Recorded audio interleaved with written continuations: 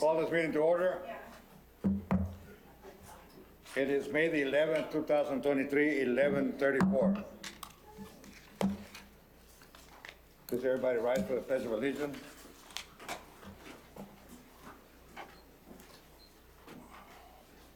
I pledge allegiance to the flag of the United States of America and to the republic for which it stands, one nation, under God, indivisible, with liberty and justice for all.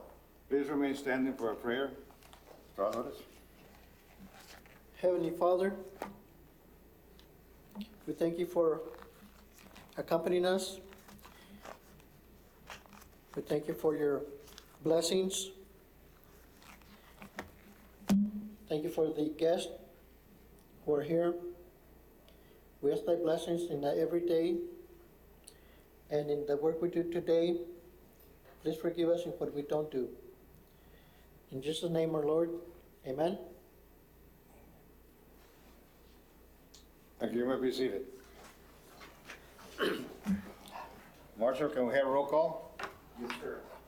American Legion Post 59. Mr. Agregano called me last night that he was not going to be able to be here personally, but he would like to get a link to see if he can Can you hear me? virtually. Are you in? No, that's There's no sound. That's not agregado. Yeah, there's no sound, Lisa. No, there's no sound. I don't know why. Okay, text, call. We're gonna try to get it, oh, he can't hear us. Okay, so Mr. Agregano is absent. Black Widows.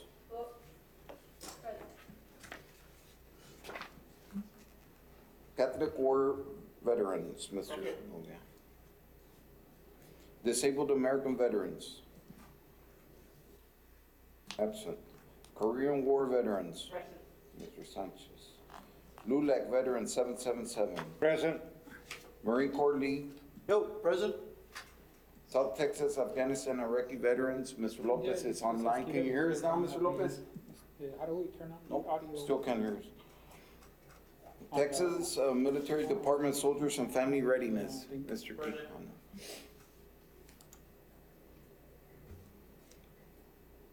Texas Veterans Commission. Yeah, they said they can't. VA Laredo Outpatient Clinic. Valor.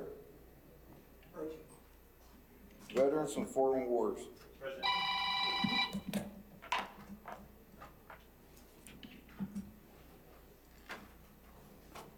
And then Webb County Service Office. President. Sir, you do have a quorum. Thank you, Marshall. I will entertain a motion for approval of minutes for the March 14th, 2023 meeting. Motion to approve the minutes. Correct? Second. Do we have a second? Any deletions? Corrections or deletions? All those in favor say aye. Aye.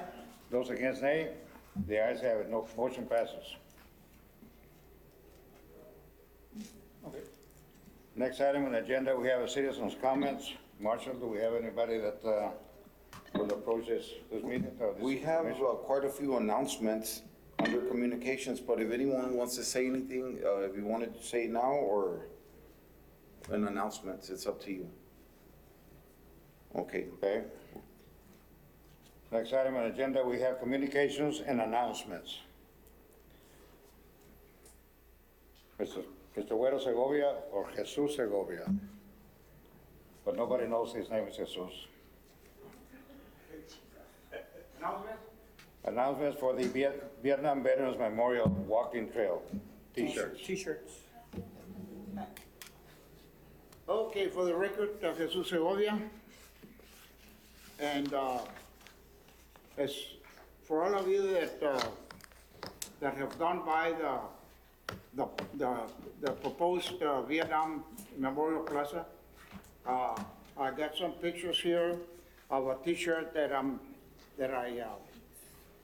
I formulated in order so that we can probably use it on the day that we have the ribbon cutting.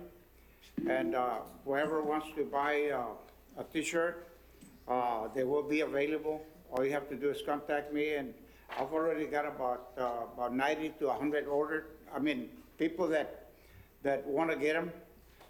Can I put it up on the screen? Yes, sir. Okay, so. Turn this down. It'll pop in. It turned on? Huh? They're working on it. It's Is not it turned on? You gotta turn it on, sir. Should be on.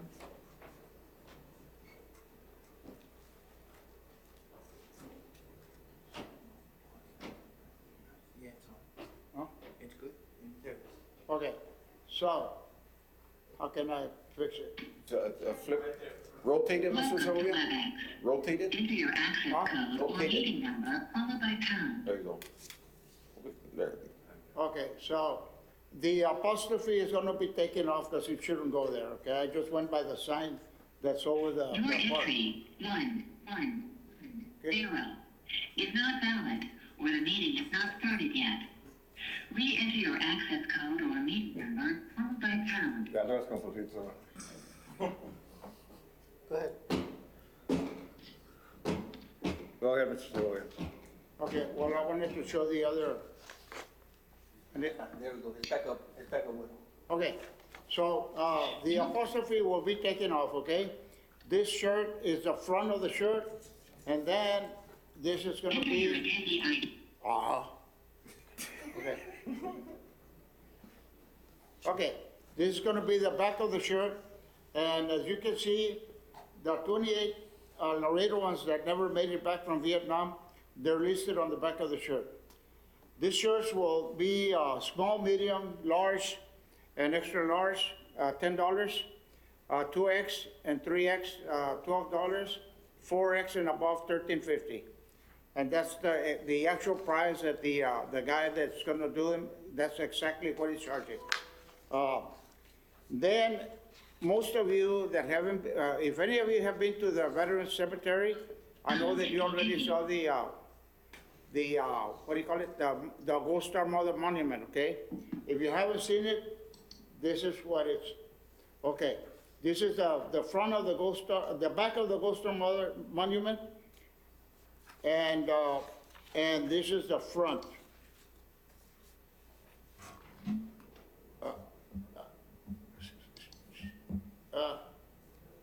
Okay, anyway, you can see it. There we go. Okay, that's Homeland, Family, Patriot, and Sacrifice.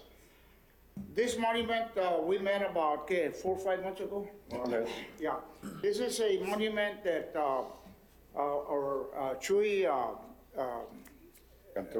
Chuy Cantu had in mind to set up some time back. This was always something that he wanted to do for the Gold Star Mothers. So, John Orfila, Roque Vela, myself, and David Paredes, we met about 4 or 5 times at John Orfila's office, and we came up with this design.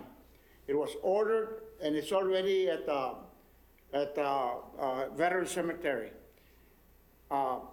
We are planning to do an unveiling of this monument with the 3 Gold Star Mothers holding the ribbon, and one of them doing the cutting of the ribbon on Memorial Day. After all the services are finished, at the very end, we plan to do the unveiling, okay?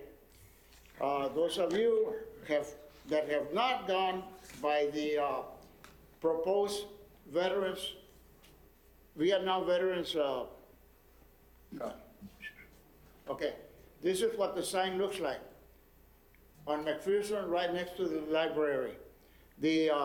Of course, the apostrophe is going to be taken out of there. I've already talked to Councilman Gutierrez, and he will be taking it off. We plan to have, throughout the walking trail, we plan to have 28 trees, to one for each veteran, one for each Laredoan that didn't come back from Vietnam, and these are the trees that we are proposing that we put out there. If you go by Texas Community Bank, they have them all around their bank. On Memorial Day,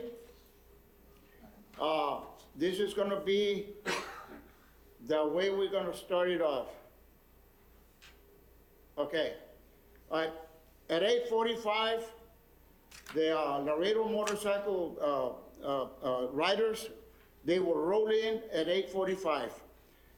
Introduction of ceremonies, and then our chaplain will be Deacon Jerry Morales.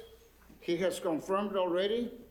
I called former Mayor Pete Sines, since our new mayor doesn't sing, okay? So, former Mayor Pete Sines, you all know that he loves to sing. So he said he would be honored to go out there and he will be singing the national anthem. Flanders Field will be, the poem will be by Maria Isabel Ramirez Stroud. Then the introduction of speakers, and also we will introduce our Gold Star mothers, Juana Maria Rodriguez, Cecilia Arizola, Elizabeth Holguin Espinosa. Congressman Henry Cuellar, Mayor Victor Trevino, and George Tano Tijerina have been invited to attend our services. Our guest speaker will be none other than Lieutenant Colonel Tommy Rodriguez.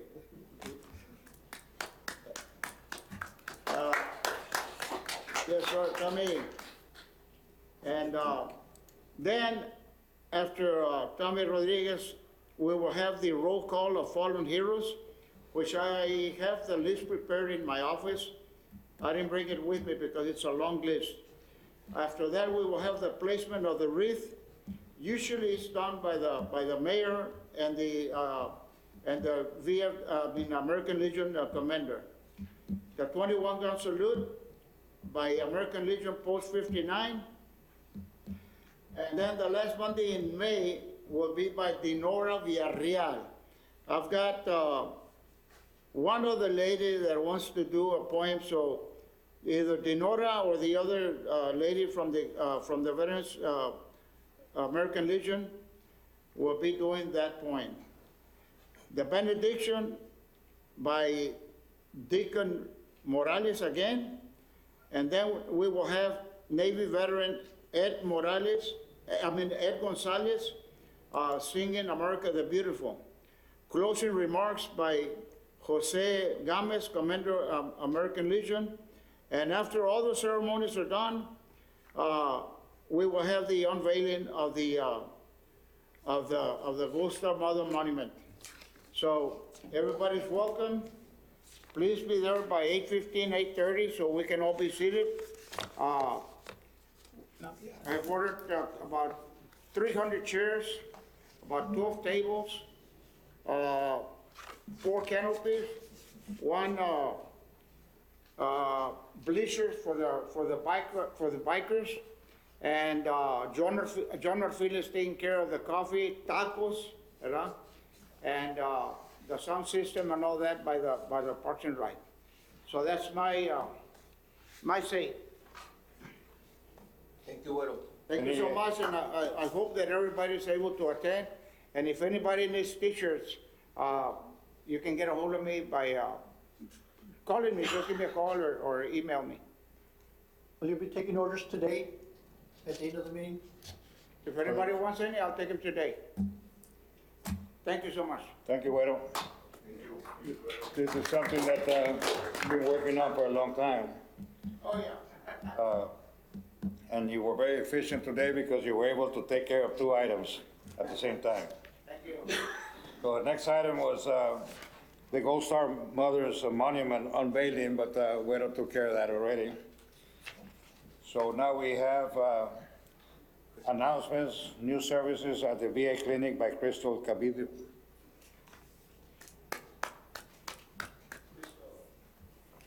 Hello. Hi. Good morning. Let me.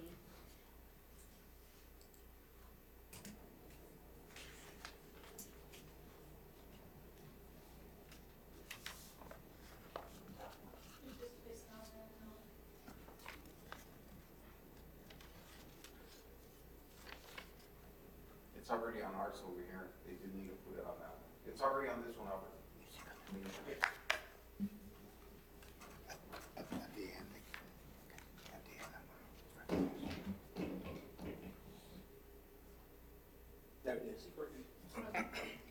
So a couple of the new services that I have, I did a presentation just so I could kind of cover everything all in one. And I do have printouts of this slides as well, just in case anybody can't see or would like a printout. I also have printouts of the handouts that are in the presentation. So we came out with a trifold, which is kind of a pamphlet, and I gave it to a majority of you to see what we have, and this is gonna be available at the clinic. It's kind of something that you could grab on the go. It has all the information that we believe in management locally that the veterans should be made aware, how to register. You know, there's 4 ways to register: apply by phone, by mail, you could come in person, or there's a link that you're able to register for services. If you haven't been able to register, we have new patient orientation every 3rd Tuesday of the month, and that's kind of giving you a broad aspect of what our clinic is about. Then, of course, we have the Veteran Crisis Line. We do have several quick links on there for My Healthy Vet, what you could do in My Healthy Vet, which is direct message to your providers, refill prescriptions, monitor appointments, get your health records for yourself, and you don't have to do it in the clinic. You could just go to My Healthy Vet and get all that information. We did put the website on there as well. We also put the website for the network providers out in the community. So if you go to that website, it gives you all the urgent care, the emergency care, and the community care providers, to include the pharmacies, in case you guys or any of the veterans have any questions. So providers that are out there for services that we don't have within the clinic, you could go to that website and it could tell you whether that provider you want to see is a network provider or not. We do have the transportation phone number, and that's for all those veterans that are not able to get to their appointments, whether it's in Corpus or in Harlingen or locally. That's the phone number that you could call, and you could set up an appointment for them to be able to give you transportation services. On the next page, we have all the services that we offer: primary care, mental health, radiology, nutrition services, social work, lab, homeless program, health benefits advisor, education classes, physical therapy, community care, podiatry, nail care clinic, pharmacy services, transportation, telehealth, telesleep, teleretinal, telederm, telecardio, telewound, and telepain. Anger management classes we now have. Whole health classes we now have. Women health we now have. Our newest service is the optical tech. So a lot of the veterans here locally go to Galo for their glasses. We now have a contracted service in the clinic, where veterans could actually go take their prescription there, and they'll get their glasses there locally. And we have somebody there full-time from 8 to 4:30, Monday to Friday. So this service should be able to start running by the end of this month, the beginning of next month. So we still are getting some of the equipment to be able to work. But once it is ready to go, then you won't have to go to the Galo community anymore. You could just come in-house and get your glasses for all the veterans that need that. We do have battlefield acupuncture, we have transportation, and we have the prosthetics as well in our clinic now. So you don't have to go to Harlingen or Corpus to be able to get some of your prosthetics. We have patient care advocate, and we have the PLC there as well, and the way you could file disability claims. We have it on here as well. Of course, we do have Mr. Lewis on site, but for all those veterans that can't go on site, this is another way that you could do that. We have the website and we have the phone number that you could do that as well. We have the way you could contact your primary care on here, and of course we have the leadership for our local clinic. So it's just a little pamphlet for everybody to just be able to grab and take with them in case they have any questions on how to do certain things within our clinic. This is just helpful for them not to be asking different people. Everything's on here, the information. And as we grow, which we are growing, we continue to update this locally for all the veterans. I don't know if anybody has any questions so far. Yes. Crystal, you mentioned optical technology. Do they do the prescription, or do you have to take it? You have to have your eyes examined first and then go? Yes, so you still have to get your eyes examined, but once you get your eyes examined, you get your prescription. That prescription will, instead of taking it over to Gaylor to get your glasses, you could bring it over to the clinic and you get your glasses there. You will have several options on the glasses. You could also get your glasses fixed, or any questions. Again, we're not 100% of everything that they're gonna be able to do because they're still kind of in the process of doing that, but by the end of the month, we should have everything ready. They should be able to log on and have your records, be able to access your records. Because they're not a VA employee, they're a contracted facility, so it's a little bit trickier, so we're trying to work on that. But I do wanna let everybody know that that's another service that we just brought on site. Okay, so the next one is our MMU, and this is just kind of a broad information on to why we went this route. So Valley the VA, the Valley Coastal Bend, right now we service about 50,000 veterans. That's including from Harlingen all the way to Corpus and Laredo. We are building a new clinic in Brownsville that is in the work in progress to do that. And of course, we cover Carrizo, and we Hebbronville, Zapata. So that is all gonna be in this information that we have here. The other way. Okay, so the mobile medical unit will be able to service the Corpus Christi mobile unit, and I'll show you a picture of what it looks like right now and the services that they will be providing. Is for all those veterans that are not able to travel to Laredo or travel to Corpus or travel to the local clinics, we will have this unit that is going out to these rural areas and providing those services for them in those areas. So it'll be Kingsville, Rockport, Alice, Carrizo Springs, and then the mobile unit for the McAllen area would be doing Falfurrias, Port Isabel, Zapata, and Rio Grande. Okay, and the services that we'll have is primary care, women's health, audiology, laboratory, and telehealth services. So this is what it looks like. And inside this, I believe there's 2 to 3 exam rooms that you'll be able to do. You'll also be able to get labs. So veterans that are out in the community, Zapata, don't have to come all the way here to get their labs done to be able to be seen. So you'll be able to do it. That's the schedule as well. Mondays, Tuesdays, Wednesdays, and Thursdays, they already at the same time they will have it. I have a schedule on when they're gonna be at what location that is gonna be happening on a routine basis. The one from McAllen already started. The one from Corpus will start next month. So, but just so everybody's aware. Okay, so the McAllen MMU is gonna be in the Zapata on Thursdays from 10 to 3 p.m. And the address is the Zapata County Community Care.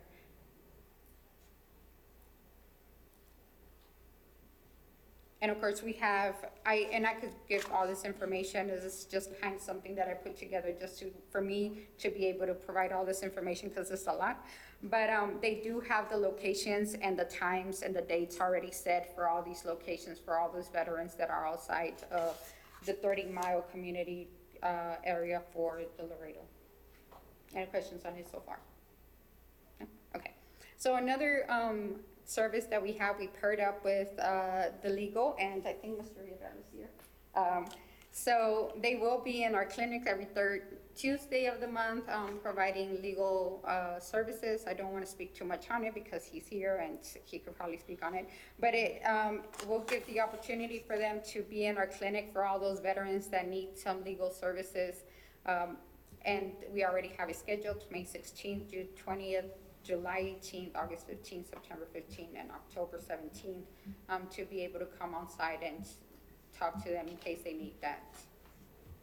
And that's all I have. Anybody has any questions? Yeah, Crystal, just for the record, I didn't hear you mention Hebbronville on that mobile unit. Yes, so Hebbronville, we don't have on there so far yet, because we are looking, in order for us to be able to have the unit, we have to set a location where we could park the unit, and it has all the connectivity and everything that needs to be done. I don't believe that they have gotten there yet, so we are working on having the Hebbronville as well. Very good, thank you.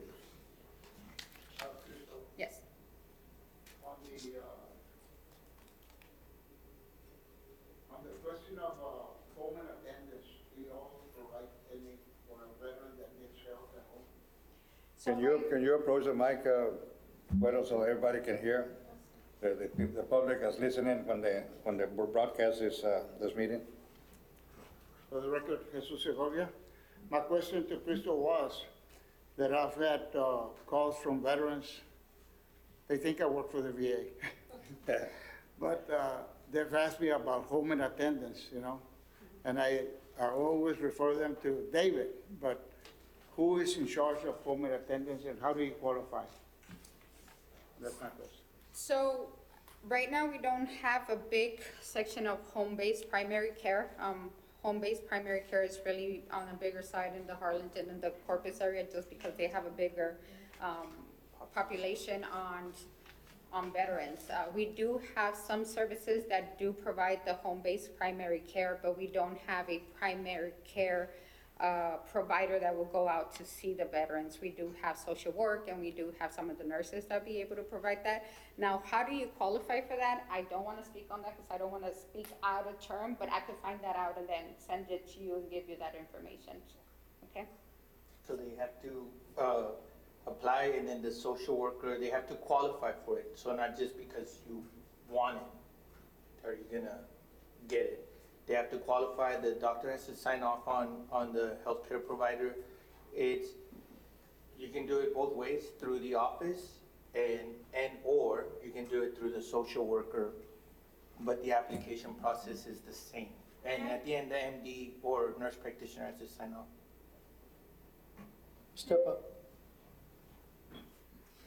So real quick, the qualifications, the veteran does have to be 70% and they have to have, a disability-related connection to, get services. There are certain, other criteria that could qualify them. And if they have any questions, they can always reach out to me and I can, provide them with the resources for them.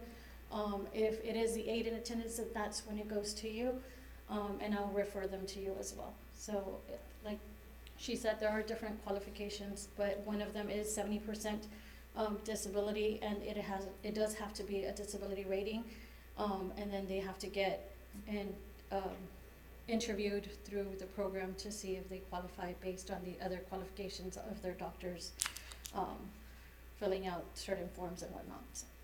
For the record, you are? Oh, Maria Isabel Ramirez with the Texas Veterans Commission. I'm the Thank you, healthcare Isabel. advocate. Sorry. And just to put a note on that, as we grow and as things change, we need to understand that processes and qualifications and requirements do change as we go. So just because it's one way right now doesn't mean that in 2 months or 3 months, we're constantly growing, things are constantly changing. That's why it's extremely important to get with the social work, and they're the ones that get the update. We do have a new social work that's coming on site right now. They're going through the new employee orientation, so we will have 2 social workers on site and 1 virtual, because we only had 1, so she was completely overwhelmed. But we were able to get another social work. So right now we are going through the new employee orientation for our additional social work that will be on site, and the virtual one will come in at the end of the month. Mr. Segovia, I just want to iterate one thing, because I don't want anybody to get discouraged from trying to apply. So the 70%, that's only one way. There's other ways to apply and get the services. Best way to do it is really just contact the social worker at the VA, and she can guide you, or my office, and we'll guide them. But there's more than one way to qualify for it. It doesn't have to be 70%. And Isabel did say that. I just want to reiterate it, that there's many ways, so don't get discouraged if that's the only part you heard. There's other ways to do it also. But you do have to qualify at the end of the day. Let me just put the situation. Again, for the record, Jesus Segovia, the reason I was asking is because a very good friend of ours, 100% disabled veteran, he's got heart problems, right? Mm-hmm. And his wife has got cancer. Mm-hmm. This is the second time that she goes through another episode of cancer. She's under radiation, chemo, and she's real weak. This veteran he's got to help her to the bathroom, he's got to help her to, shower. But he himself is very weak. Mm-hmm. So he had to hire somebody and pay.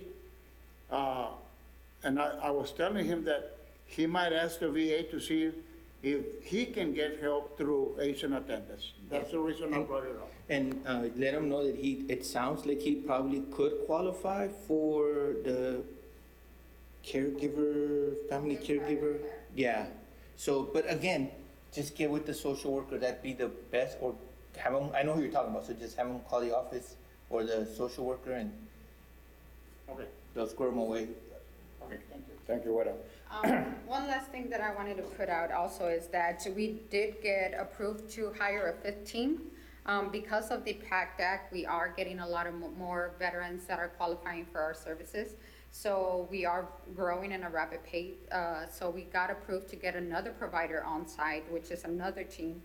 So within the last year, we have grown 2 teams, which is every provider, depending on whether you're an MP, a PA, or a MD, it depends on how much patients you're able to see. So this will give us the opportunity to have more slots and more availability for the veterans here locally.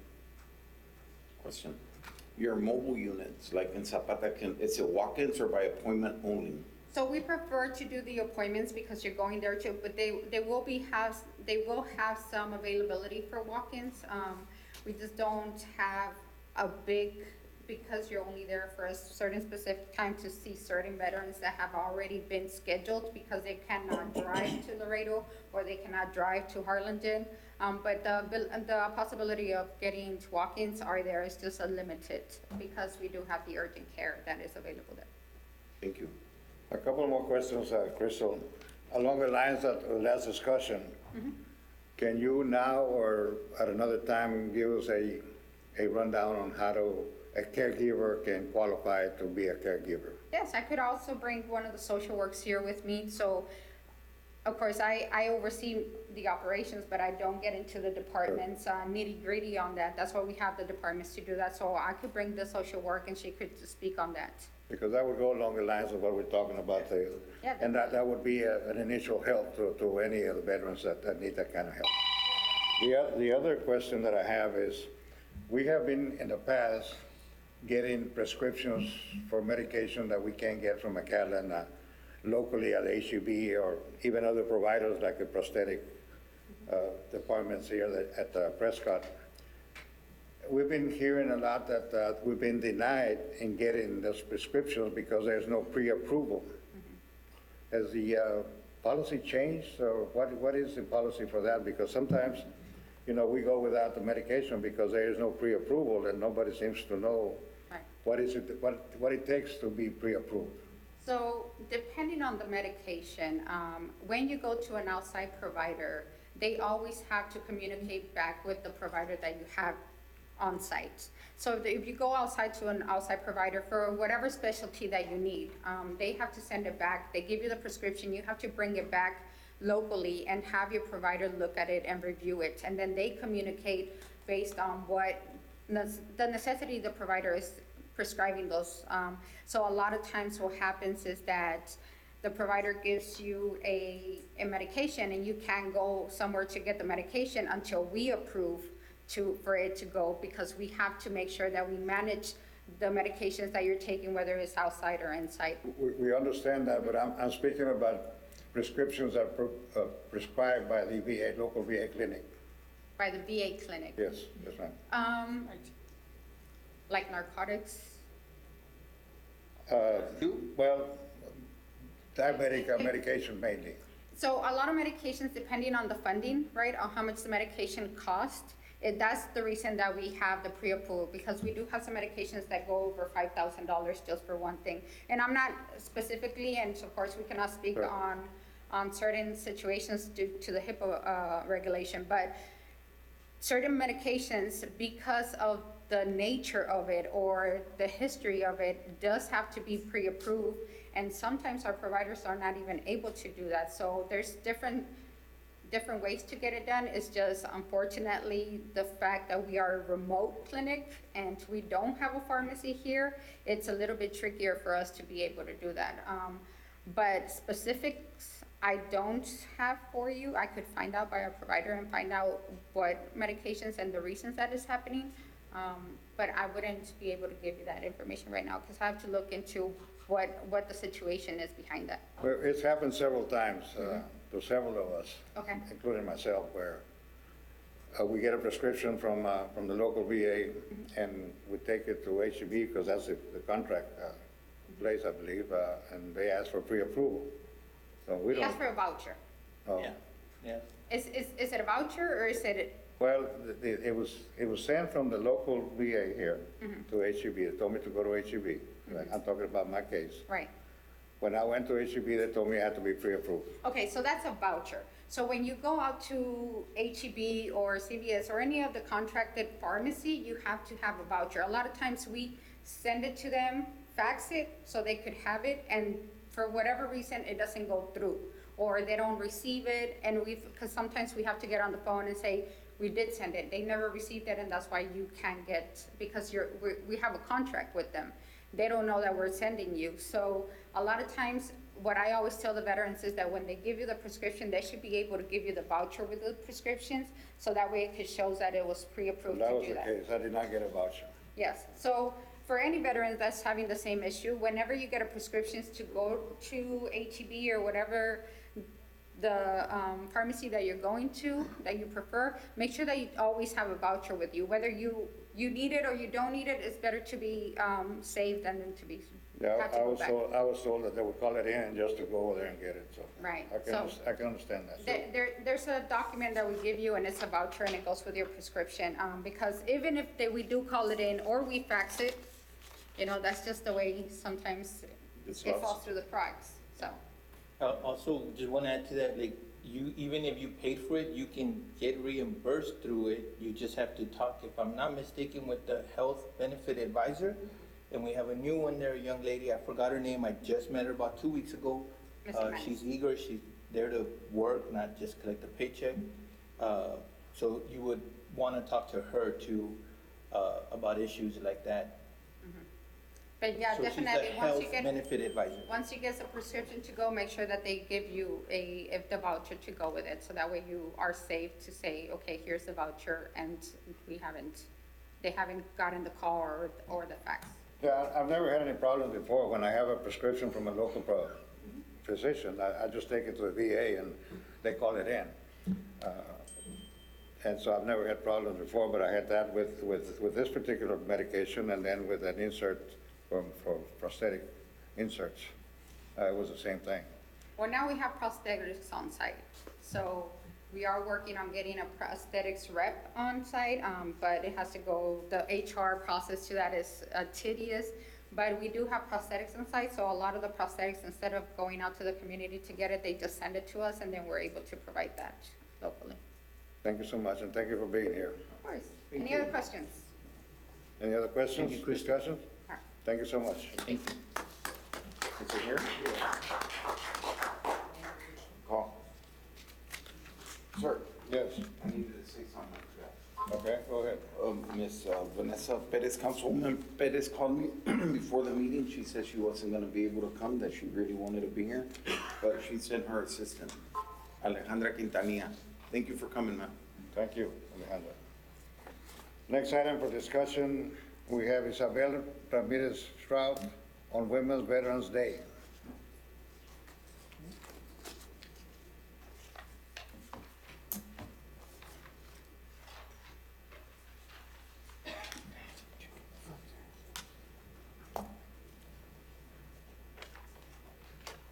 Hello, everyone.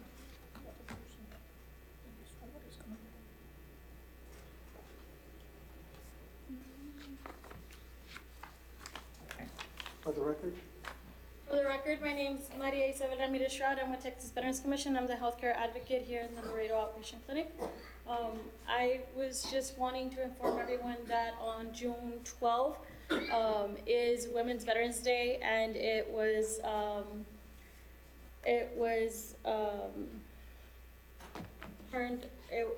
bill that was signed on 2017, and at the moment, we don't have any events for that day, but I did want to make everyone aware of it, and I want to share this flyer with everyone. If anyone does do an event, we are allowed to share the Women's Veterans Day logo. It's the state logo with Texas Veterans Commission that was created when the bill was put into pass.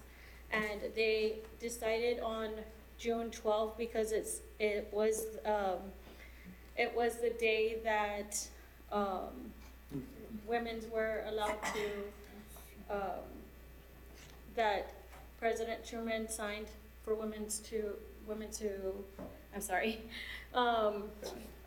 for women to be integrated and allow women to serve in the service. So I just wanted to share that with you all, and if anybody has any events going on or wants to share the information with your employers or whatnot, so that they're aware of that as well. Can you send that to me, ma'am? Sure will. Please? Or do you have another flyer or anything else? No, I'll get it to you. Yeah, that's all we have right now, so. Thank you, Isabel. Any questions, discussion? Thank you so much, appreciate it. I wanted to share one more thing, if y'all don't mind. If anyone's into art, there is an art competition going on.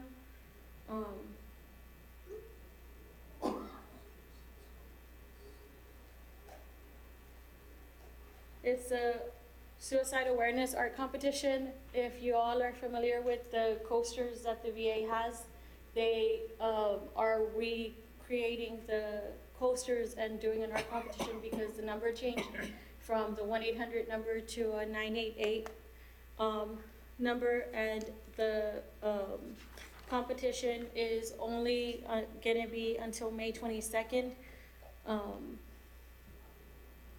The deadline's May 22nd at 5 p.m. If anyone has any questions, I'll also share that flyer. I do have it in color via email, if you all want that via email in color. And the location to send the information or to request to send the art designs to will be the email that's down here, which is vhavcbcreationsart@va.gov. So if anyone's artistic and likes to draw or wants to try and create the new suicide awareness coaster, you guys are all welcome. Thank you. Thank you. Any questions? We have a couple more items on the communication. I'd like to recognize that Albert Hernandez, MPA, MA, the Director of Veteran Services for Laredo College.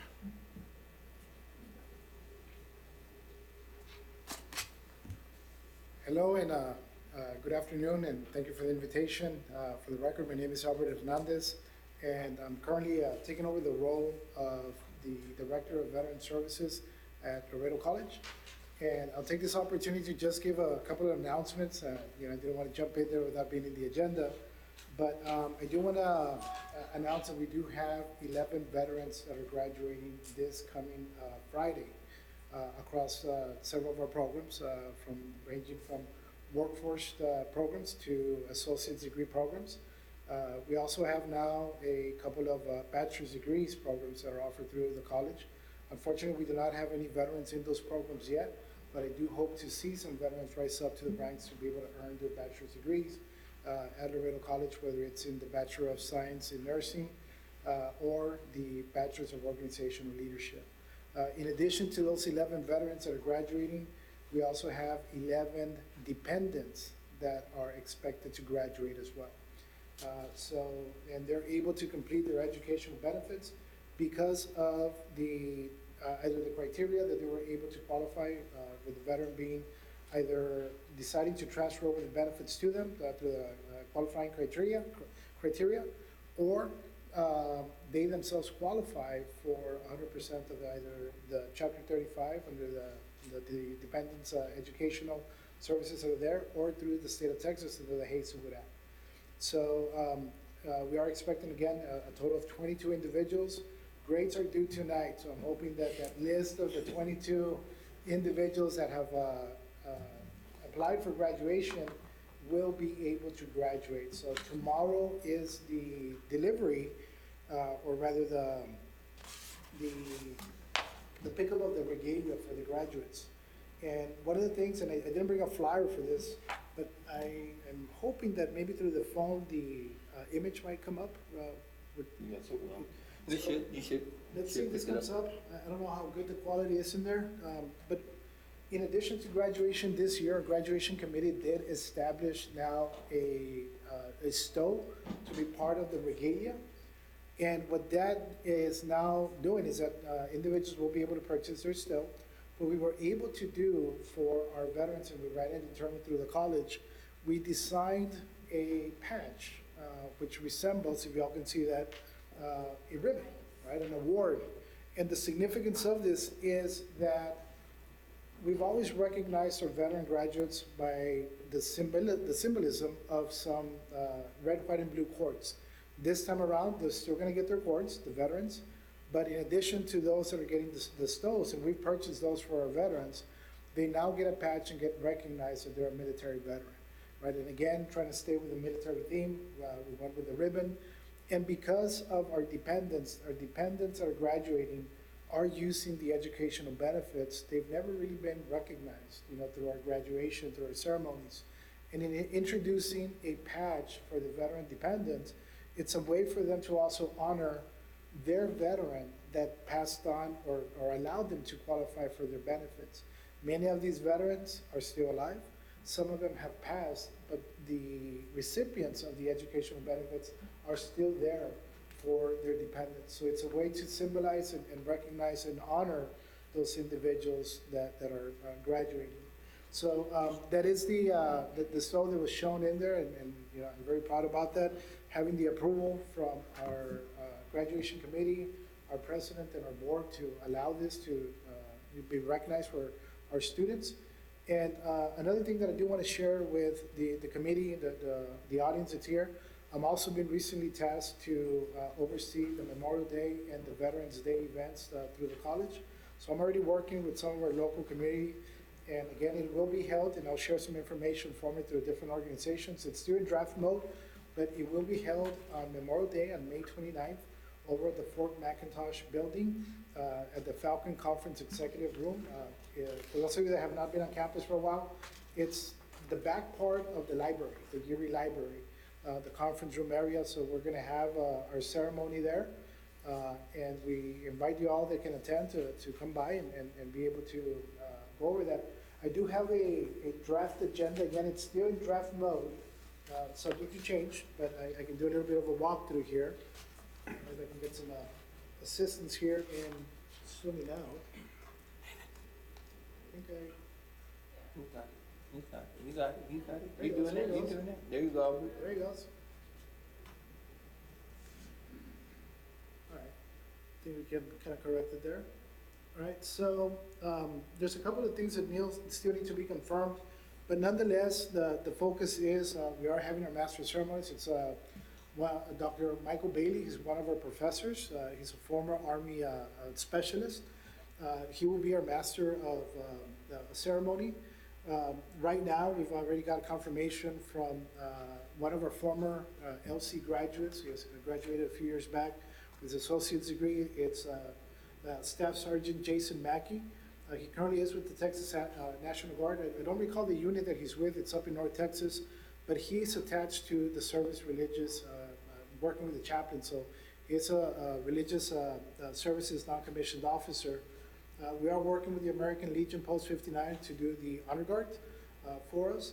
The national anthem will be sung by Dr. Joseph Crabtree, one of our professors there at the college, for voice and music. The Pledge of Allegiance, I do need some confirmation. Some of our students, we're trying to use as many of our veteran independent students to participate, some of the younger crowd, and start taking front and stage center within some of our events. So we did reach out to one of our students, which is Lance Corporal Luis Camacho. He is one of our logistics students pursuing an associate's degree there at the college, and we hope that he'll be able to do the Pledge of Allegiance. If his schedule does not permit, we do have backup, one of our dependents, one of the daughters of one of our veterans that currently is graduating, part of those 22 students that are graduating. to be able to do that, the component of the Pledge of Allegiance. This time around, we are looking at having a little bit different spin to the honor of our veterans. And it's by having a proclamation, and rather than doing a roll call of the names, we want to be able to get the displays of the names printed. If y'all can visualize, kind of like a traveling wall memorial where the names of those individuals could be continually remembered. And those from the most recent conflict areas, that list would be growing. But from the previous ones, we will be able to, share that within the community and have them a permanent place within the college and within the community. We'll make some adjustments in here. There were some recommendations that were done, such as moving the moment of silence in honor of a fallen service member to be done after the playing of taps. So we'll go ahead and we'll make those adjustments. And again, we'll have a benediction towards the end. Currently, one of our veteran parents, the student is attending LC. It's Sergeant Juan Rodriguez, formerly Marine Corps veteran, and he's also an active Border Patrol K-9 handler. So again, it's active individuals that are actively participating within the educational components of the college through our educational services. And I'll make some closing remarks, and then those that want to stay around, we will have some lunch for you, right? And at this time, this concludes my presentation, and I'll open up the floor for any questions or comments. Thank you, Mr. Hernandez. Any questions or discussion? Yes, is this going to coordinate with the memorial celebration at the Catholic Cemetery? Right after.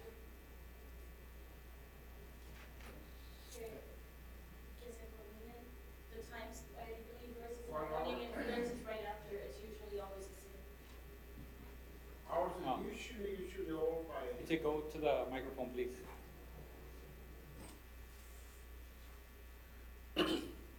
Our ceremony, I would say, will probably be over by 10:30, but then some people stay there to eat tacos and coffee and all that, As I said, our bikers ride in at 8:45. We start the ceremony at 9 o'clock and try to get it done within an hour, but sometimes, depending how many guests we have and all that. But normally, I would say that we will be over by 10:30.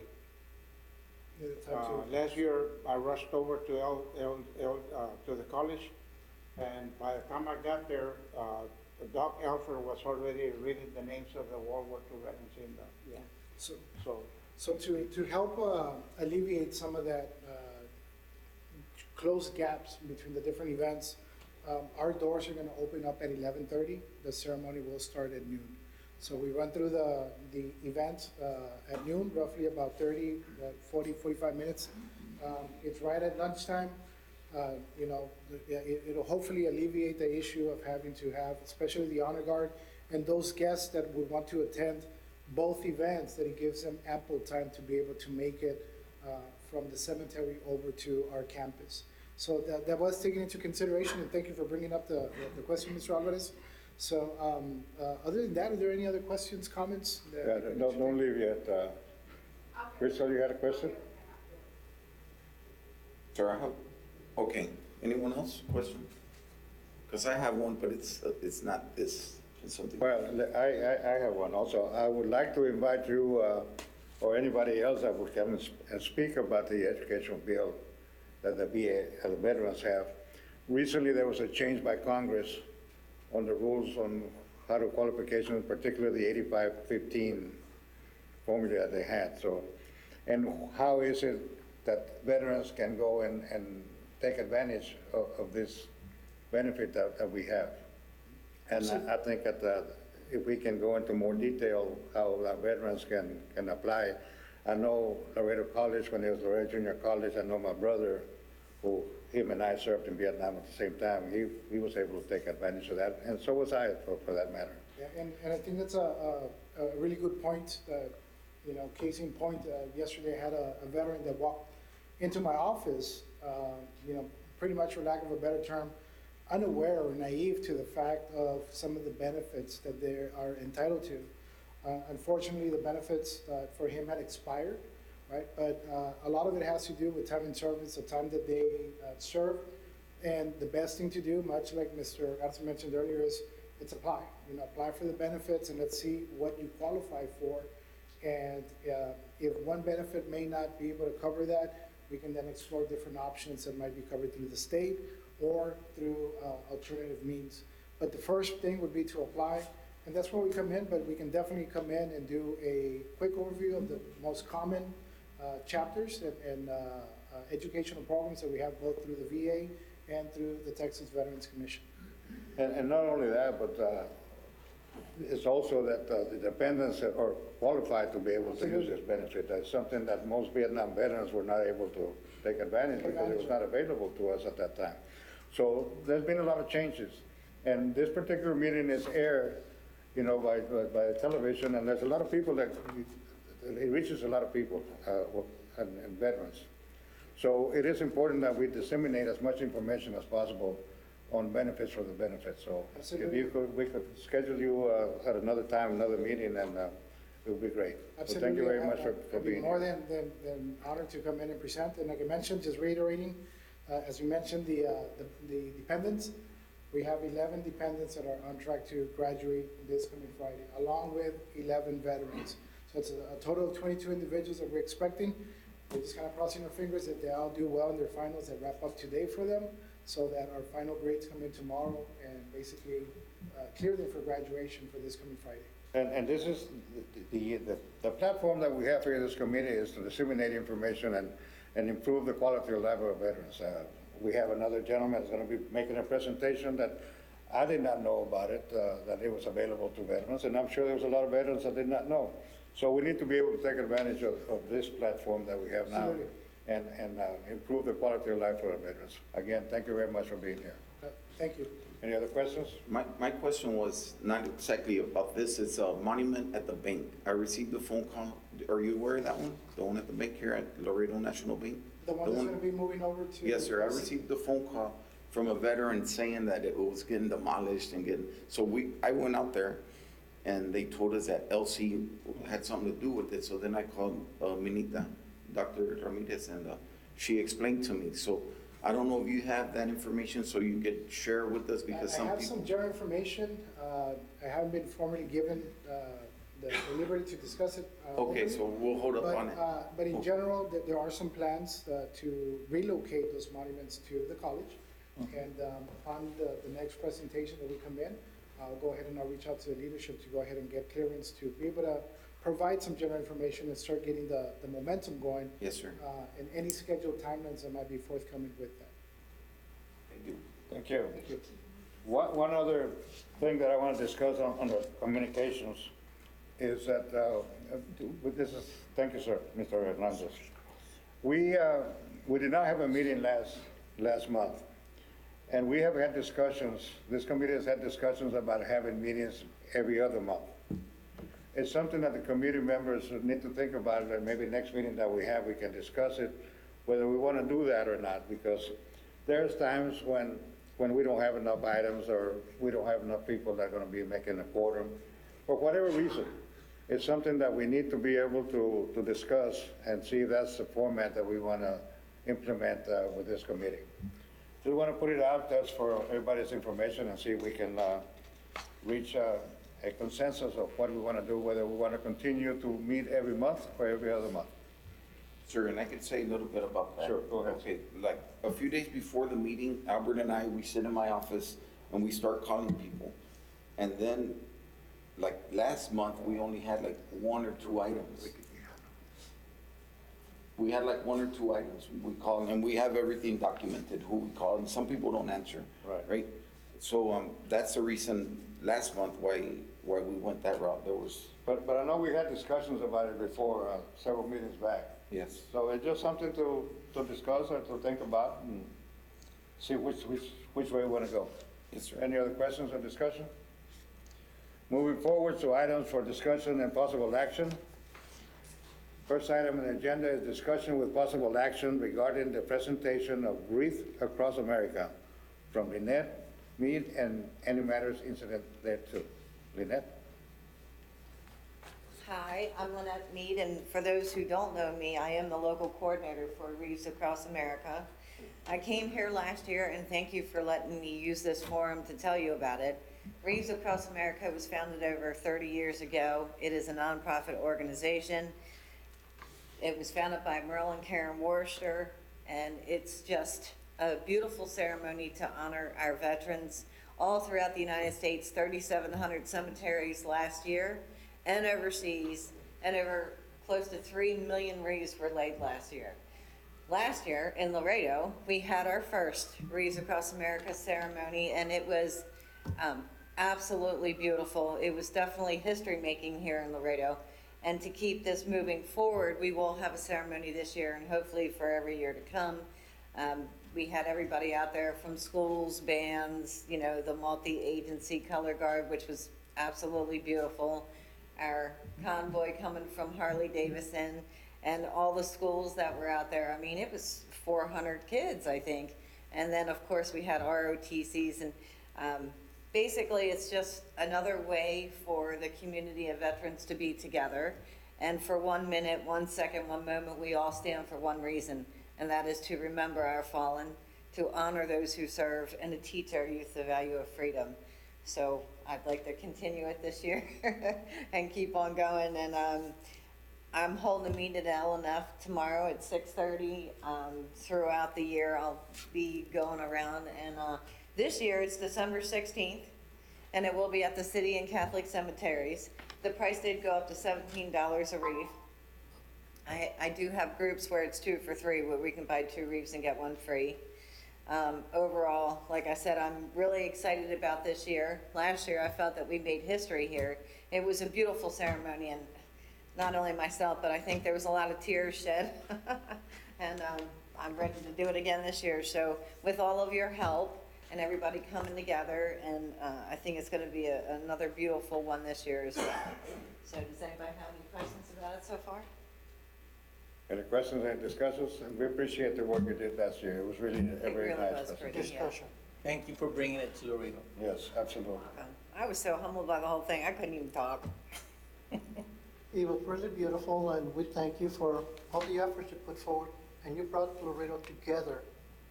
And it was really beautiful to see America coming together to honor the veterans. Yeah, for 1 second Thank we you. were there. It was really pretty, and I hope to do it again this year, like I said, and for every year to come. And you know, I was so touched by the kids. I mean, Melton Elementary School releasing the balloons, you know, before we had the actual wreath laying. That was really beautiful. And I intend this year, we have a choir this year that we're going to have come out too.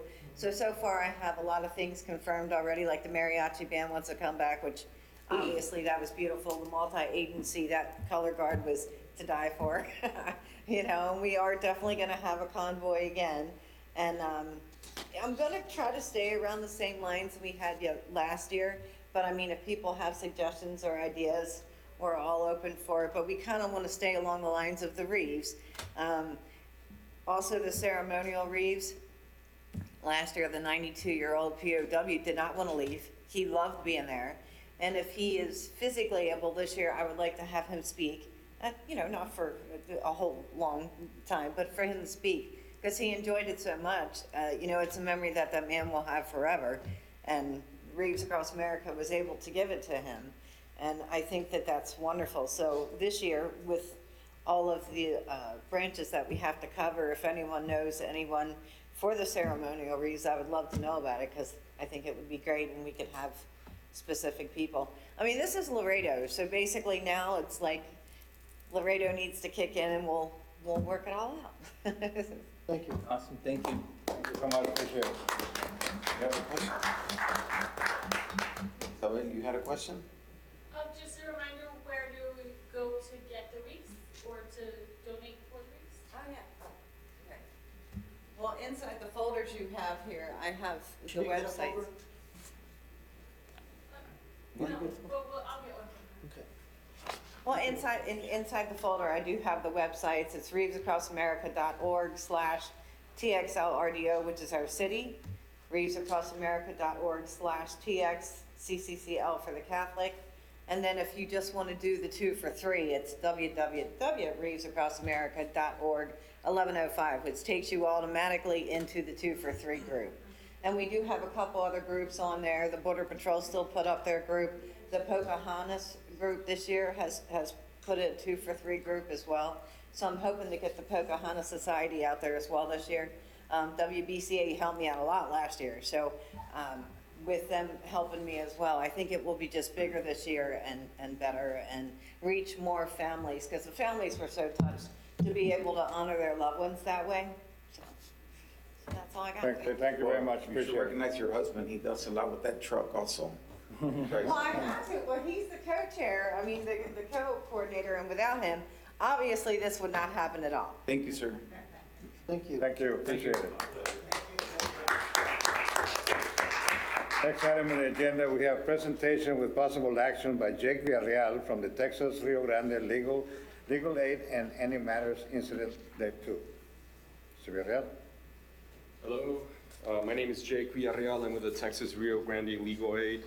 I'm the Veterans Advocacy Coordinator. My job is essentially to bring everyone together or create events or joint events so that we could offer our legal services to our service members and our veterans. So, does this need to zoom out?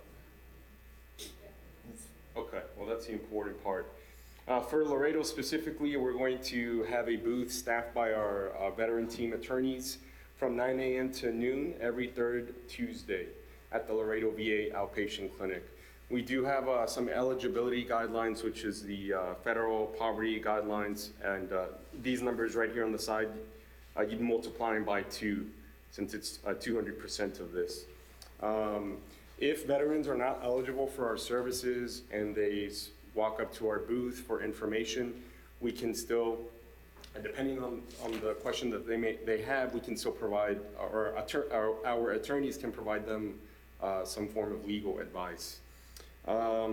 We have these Ask a Lawyer events in our service area, which includes everything down from the valley all the way following the border to El Paso and up to Austin. So we, in addition to our Ask a Lawyers that are usually at VA clinics, we've partnered with recently Victoria County at their Veteran Service Office. We're gonna have one with Nueces County. We have one upcoming in Del Rio. We have one in Austin. We have 2 in San Antonio. We have 4 in the Valley. And we will have some in the future in Eagle Pass. So the legal issues that we help our veterans out with are usually civil legal matters. So we're talking about expunctions and non-disclosures of criminal records or arrest records, public benefits, which include temporary assistance for needy families, SNAP, Medicare or Medicaid. It's usually for appeals though. If a veteran or any person is losing their SNAP, we appeal that for them. Housing, so we help, or we specifically try to target our homeless or housing insecure veterans. So if we have a veteran that is at a risk for foreclosure or eviction, if they're eligible for our service, we try to represent them to help them out as much as possible. Another unique issue our homeless veterans face is that they lose their IDs, and it is essentially almost impossible to recover any form of ID once you lose everything and can't find it. So we help with ID recovery as well. We help with driver's license recovery. Veteran benefit appeals. So if a veteran is applying for a service-connected disability and they're denied, we can help them appeal if they're eligible for our services. We help with discharge upgrades, either through the review boards or the correction boards. And that's for character of service, like honorable, other than honorable, or a narrative. We also help with estate planning, wills, probate, and the certain types of family law. So in addition to these two flyers, which is I feel is a very important document to share with our community. We also have more, countless flyers, and they're information only. We have flyers on general veteran benefits, on discharges, but for informational purposes only.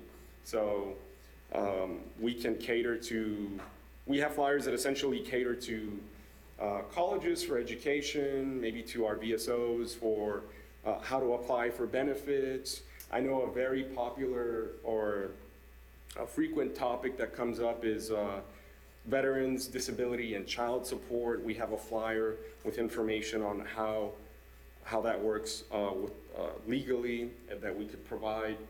Our office is at 1702 Convent Avenue. It's about 3 blocks away from here, actually 4 blocks away. And if you all have events that we could table, we could join, please let me know. I can get in contact with our attorneys. They can join us for whatever you may have going on for the community. I think the last time in Del Rio, we were there at it was a Veterans Health Fair. So we were there as well. So we don't have to have a strict, we're only gonna be at the VA. I'm gonna speak to Crystal right now after this to see if we could partner up and maybe have our attorneys at the mobile units for our veterans that can't make it out to our largest cities where we have these events. And these are our phone numbers to our different service areas. So our phone numbers are staffed by Veteran Project paralegals. If you give them a call, they'll take your application. Usually if an individual's applying for services with Texas Rio Grande Legal Aid, they have to call the main Texas Access to Justice hotline, and those usually have very long queues. But with our Veteran Project numbers, you skip the queue. You can reach our Veteran Project paralegal immediately, and if they don't pick up, you can leave a voicemail or you can shoot them a text message, and they'll try to get back to our veterans within 3 business days. So these are the phone numbers, and I think that's all I have to say for now. Does anyone have any questions for me? You have handouts? I'm sorry? Handouts? Yes, sir, I have more. I'll hand them up. Marshall, you have a question? Yeah, there's a question that came in through our computer. If you represent. I have a question. Yes, I can hear. Yeah, so this is Gabriel Lopez here remote. So when you mention child support, can your organization actually represent veterans with child support, or are they just providing guidance? So in terms of child support, at the moment, it would fall under family law. The only services that Texas Rio Grande Legal Aid as a whole is providing for family law is anything that has to do with domestic violence, mainly due to the fact that when the pandemic hit, the rise of domestic violence at home spiked to the point where our family team was, they just had too much on their plate, and in order to provide services, they had to limit who they can assist. So at this time, no, we cannot represent at any person, whether they're veterans or not, for child support cases. But like I had mentioned, we do have just a general flyer of, hey, this is the law and this is how child support interacts with VA disability compensation or pension. Any other questions? Mr. Herrera, I have one. You mentioned, who was that? Yeah, he said thank you. Oh, you mentioned several times about veterans being eligible for your service. Yes, Can sir. you expound a little bit on the eligibility part? Yeah, so there are a few exceptions to the rule, but essentially for eligibility, you just have to fall under the federal poverty guidelines for households. So and you would just increase that by 200%. So if you live in a household with one person, you could make up to $60,000. You'd be eligible financially, but then when you apply, we still have to, our attorneys have to make sure that the case, that something can be done with the case. Sure. But there is a financial, Yes, it has to be under Component to the, that. yeah. So, and the reason that there's eligibility is because our grantors and our funders have those restrictions placed on us. So we cannot service individuals who are not low income just because of those rules that we have placed over us. very good. Thank you, Mr. Herrera. Sir, Any other thank you. questions or discussion?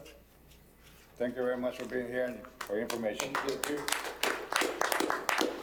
Next item on the agenda, we have possible action by Jesus Segovia regarding the grand opening of the Vietnam Veterans Memorial Walking Trail and any matters incident there too. I believe that that item has been discussed and taken care of. Unless you have something else, Mr. Segovia, to add to that? Well, not even very, real quick. Sure. I'm gonna ask Jesus Segovia for the record. I'm gonna ask our Councilman Rubén Gutierrez. He had planned on doing the ribbon cutting ceremony at the walking trail before Memorial Day. I don't think it's gonna happen. But regardless, I'm gonna ask him if we can plan it for after Memorial Day. And also, I wanted to thank him for doing what he's doing for veterans and naming the park or plaza, Vietnam Veterans Plaza. As you know, back in 2016, with Councilman Charlie San Miguel, I was able to go on the agenda for City Council and change the name from North Central Park to Vietnam Veterans Memorial Park at North Central Plaza. The land that was adjacent to the park over there, I requested to see if I could build a walking trail there. That was back in 2016, and they told me yes. Right? So architect Memo Benavides, no, Memo Cavazos, he went out there with his architect, and they designed a walking trail in the form of the shape of South Vietnam. And everything was looking real good until they decided that they were going to use that land to build a ADA or ADD park for the kids. And I said, well, that's a much better idea, okay? So from there, I went looking for several places in Laredo and ran into, yes, maybe, as you know. And the last time the last place I looked into was that park where Councilman Gutierrez is going to build our walking trail. And I want to thank him for that, for making it a reality. And I also want to thank Agregano, Veteran Agregano, for helping me with contacting the 3 Gold Star mothers. He's already contacted them, invited them to the memorial. And I want to thank Doc Alford, who usually comes to our meetings, for going to the wall at Vietnam Wall in Washington and making prints of all the 28 veterans. And we want to do a flag of each veteran next to the tree that we're gonna honor that veteran with. So I have to thank those 3 people. Thank you. And we want to thank you also, Widow. Any questions or discussion? Mr. Hernandez had made a request if you could give him the list. Come on. Mr. Hernandez had made a request if you could give him the list of the names of the veterans that did not come home. Oh, yeah, sure. Yeah, I'll work it with. Thank you. Thank you very much. Next item on the agenda, we have discussion with possible action by Guadalupe Alvarez on the Memorial Day ceremony of the city cemetery and other matters incident to. I believe that item has been taken care of earlier, so we're gonna no action on that item. Next item on the agenda, we have presentation with possible actions by Ricardo Quijano for a update on the Soldiers Cross Monument and any matters incident to. Mr. Quijano?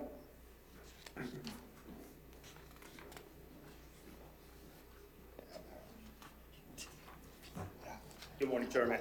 Ricardo Quijano for the record.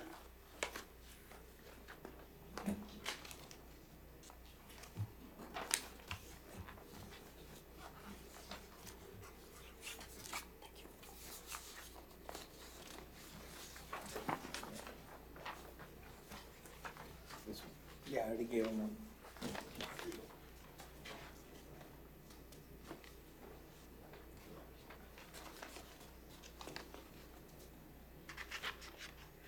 Next on the item, it's going to be the Soldier's Cross. That's going to be at the City of Laredo Cemetery. The Webb County Commissioners Court approved the Soldier's Cross to be bought, and the task was given to the Webb County Veteran Service Officer, David Garza. So David Garza and myself, we started researching, looking up, many hours spent trying to get it going, and what to be said also on the plaques. So the status update on it, I'm gonna go ahead. So the base of it, of course,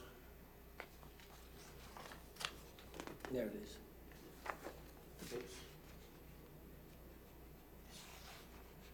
this is the base, okay? Just to let y'all know, the Elmo.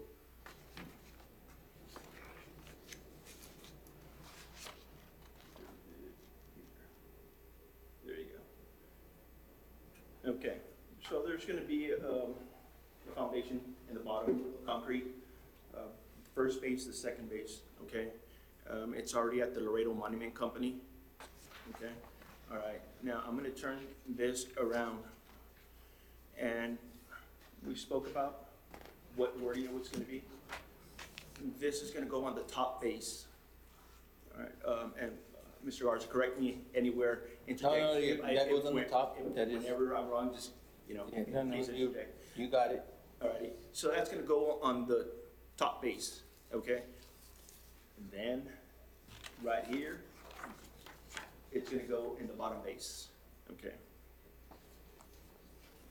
And that's gonna be etched in, Yes. engraved, into the granite rock. Yes, it's gonna be sketched in, what's inside the box, and that's what's gonna be also put. Yeah? Okay, alrighty, tracking. So, what was the most expensive part Oh, yeah. was the actual Soldier's Cross. And here it is, so y'all can see it. That's gonna go on top, okay? Just to let you, it's a life size, so if you put your hand on it, on the M16, on the ribs, it's like like if you're actually holding an M16. It's a life-size statue, bronze style, okay? It's already there. The Yes, sir. bayonet is also life-size? Say again? The bayonet is also life-size? I can't hear. Bayonet? Yes, everything. Everything was, and of course you can't see it because it's supposed to be on the ground. And it's a size 10 boot. Standard issue. Yeah. Alrighty. Now, we already spoke to Director John Orfila as to where it's going to be going.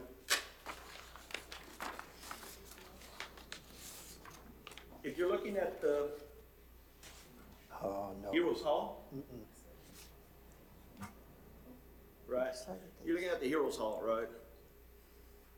You have Heroes Hall on the left side, so as you're walking in, you could see a little 2x4s right there. That's where the base is gonna go. That's where the Soldier's Cross is gonna go. All right? As you can see, There's a this is, picture of this is gonna be taken off, right? And the Soldier's Cross, the wording, everything's gonna be facing the flags. Because there's, they took out the flag and they posted, Mr. Orfila erected another, pole, flag pole that's even bigger for the flag to be raised even more. So you're gonna have Heroes Hall on one side, the Soldier's Cross on the other side. Sure. Right, and they should have it ready by Memorial Day. So we should get everything already, assembled, sometime next week. And then getting it placed, probably the next week after that, or, so it's it's done, it's, everything is here, it's just putting it together and doing the engraving, it's the last piece that is needed. So I just like to thank also Commissioner's Court for, they're the ones that purchased funded this it, yeah. item. So we thank them. We thank also John Orfila and. And the city of staff, Laredo. City of Laredo, and John Orfila, his staff, David Santos Segura, and of course, Mr. Garza, for working on this and making it happen. It does take time, but it got done. Any questions? Questions or discussion? I have a question. Yes, sir. That's everybody that's On involved. this one. Say again? On this one right here, With the top or bottom, sir? the top one, Yes, sir. is there a way you can put the Marine first and then the Army second? That can't happen. DOD won't allow it. That cannot happen. We gotta go by protocol. That cannot happen. There is protocol, so that's the way. Army always goes first. Sorry, but Army always goes first, so. Again, thank you very much. There's so many people involved in making all these monuments and recognitions for all our veterans and fallen soldiers that there's just too many to thank. And we probably missed some names, but if we did, it was not on purpose. But we thank everybody that's been involved. It's going to be a great Memorial Day. Again, talking about that before we close for adjournment, we had a discussion some time back about maybe getting some kind of mechanism where we can coordinate all these events in Memorial Day. Obviously, we couldn't make it happen for this year, but maybe for the following years we can, because there is a lot of events that go on in that particular day. So, what you mentioned about maybe having the river cut in another day other than Veterans Day Memorial Day rather, might be a good idea. I was gonna. Yeah, so can we get together after? Chairman, what you just said about the events, that is correct. And having the Black Widows bringing it up made sense. Absolutely. They make sense. To be honest, the Black Widows did bring it up to this committee ahead of time, but it's about us as the committee and committee members. We need to follow up and make it happen also. I believe there was enough time, but we could always make it happen.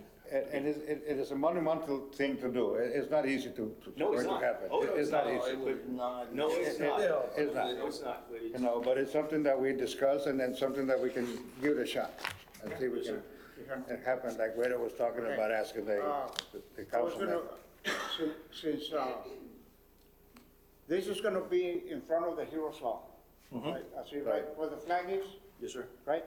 Okay, so instead of, because the closing of the event, we were gonna move all the people around to the memorial monument, to the Gold Star Monument, and do the unveiling. But before we do that, perhaps Quijano and his group can do their unveiling, since it's gonna be right there in front, so people don't have to get up and go to two different places. Maybe they can do theirs first, and then at the end, we'll do the other one. So You coordinate that? Yes, sir. I'll get with Commander Gilberto Gonzalez and to talk with, you're gonna be the point of contact? Yeah. Roger that. You got it, sir. Okay, yeah, that way we can coordinate it also with John Orfila, and we can do yours first, and then at the end, so people can go all the way around to the Gold Star Monument. We don't have to make everybody walk around twice. Thank you, sir. Yes, sir. Appreciate it. All right. No, I was just gonna say, yeah, let's, after, that way we don't take any more time, we just get together and kind of coordinate, Roger. Yes, sir. with Mr. Segovia. Any other questions? No, thank you very much, Mr. Quijano. Thank you, sir. Have a motion for adjourn? Motion. Have a motion and a second to adjourn. All those in favor say aye. Aye. All those against? This meeting is 1:04 PM and it is adjourned.